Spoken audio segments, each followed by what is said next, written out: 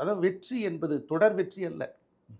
வெற்றி என்பது வெற்றிக்கு தோல்வி மாறி மாறி வரக்கூடியது. அதாவது வெற்றியாளர்களை எப்படி காலம் தீர்மானிக்கிறது? தொடர்ந்து வெற்றி பெற்றுக்கிட்டே இருந்தால் வெற்றியாளர் இல்லை. தோல்வி அடைந்து அந்த தோல்வியிலிருந்து மீண்டு எழுபவர்களையே காலம் வெற்றியாளர்கள் என்று தீர்மானிக்கிறது.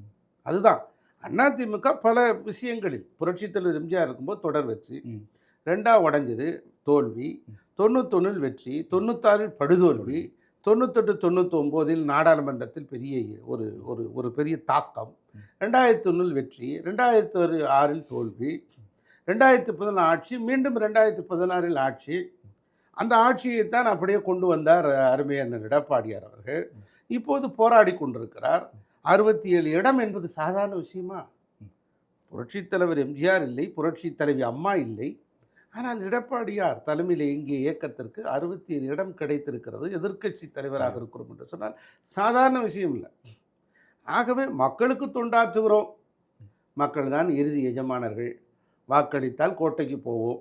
இது உங்களோடு இருப்போம்.